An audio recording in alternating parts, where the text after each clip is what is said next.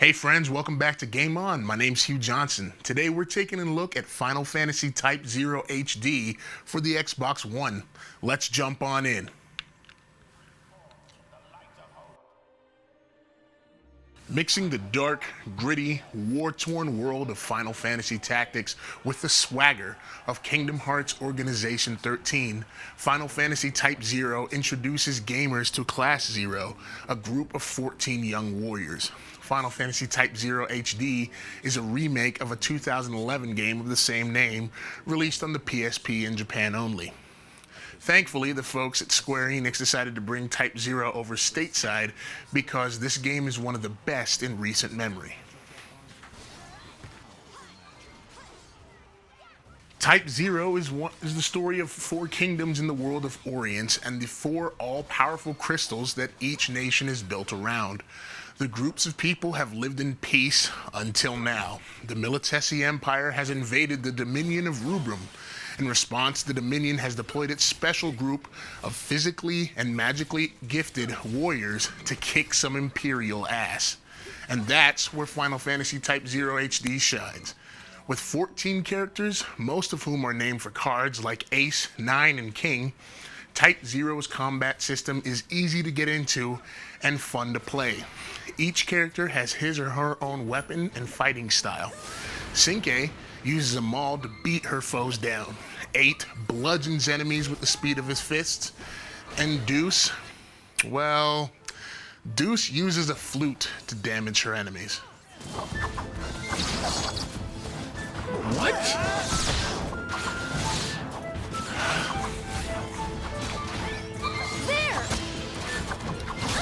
Final Fantasy Type-0 HD is all about the action.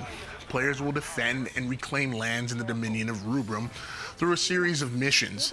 The objectives are pretty straightforward. Kill this person, infiltrate and destroy this building, etc. The combat system is so solid, however, that players generally won't mind the game's somewhat repetitive missions. The structure is simple. Class 0 completes a mission. They have a certain amount of downtime to grind, talk to townsfolk, and complete tasks. On mission day, Class 0 embarks on another operation. But these main missions have minimum level requirements, meaning that players should level up in the interim. So here, as we focus on the game, I'm in a menu right now, and you're gonna see I'm just making up my team. So the way the game is set up, you can have 3 members out on the field at once. So I'm gonna choose Cinque, 8, and 9. Now I'm going to switch over to this other menu here, and you can see my reserve. So this is actually not the full roster. I think some of my, I'm in the middle of a mission right now, and some of my players may have died in the middle of it. But as you can see, I've got like a whole roster of people I can choose from. So I'm going to equip them with armament, make sure Machina's all right. Let's see. And for good measures, I'm going to take a look at Rem's spell list and make sure that's all good to go.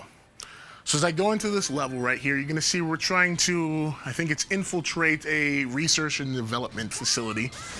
And I'm just going to jump right into it. I'm going to start out as Cinque, and like I said, she's got a big old maul that she swings around. And one of the real big problems as I switch to 8 here, you're going to notice is the camera can get kind of hectic as you're switching and dodging attacks. So 8 is very fast. He hits people with quick jabs. It's real nice, but sometimes, especially if you're watching someone play, it can get kind of nauseating. So there is that. Another cool thing I can do, you're going to watch me, I'm going to sacrifice one of my characters, and I'm going to summon a monster. This is a golem. It's called an Eidolon in game. And basically, it's an amped up character, a monster that can do tons of damage here.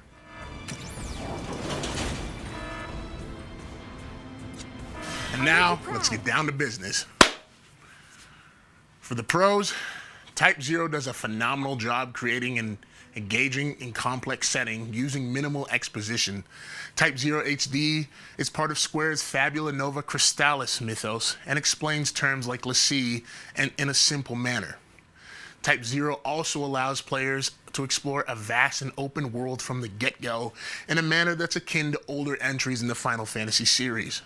While the content of the world is lacking, the game's large expanses emphasizes the themes of war and territory control. Also, having 14 characters at your disposal is very good. That the characters are unique is even better. Simply put, Final Fantasy Type-0's HD's combat is very fun and addictive. Also, having that many characters at your disposal means that certain characters excel against certain enemies. And while finding that one player or character that matches your ideal fighting style is a blast, it's also fun to master the other styles you're not so familiar with. But a large roster comes with its disadvantages as we move over to cons. The game recommends players level up all the members of their roster, but has a less than flexible system for deploying reserve members into the starting three. Players have to reach a save point, a special event, or die to change their lineup. In short, it makes grinding and leveling up kind of a nuisance. 5. Like I said before, awkward camera angles plague an otherwise stellar combat system. The game's lock-on mechanism is hindered by players' and enemies' abilities to dodge attacks. 6. While the game is a port from a handheld console, it gets dinged for repetitive level design, as gamers will travel through virtually identical areas as they complete objectives. And perhaps the biggest issue with Type-0 is that the downtime the game offers in between missions doesn't really serve a purpose. Apart from stat bonuses gained from listening to your Moogle lecture you, the game offers fetch quest and grinding for downtime, splashing hints of story here and there. For a game that's about the fast and furious action of war, the virtually useless downtime disrupts Type-0's flow. And if you want to find out more about Final Fantasy Type-0 HD, check out my review down below. And also make sure you stay tuned to Game On, as we have more reviews for you and Skype interviews with game developers. Take care. Using a flute to damage your enemies is stupid. I don't care who you are.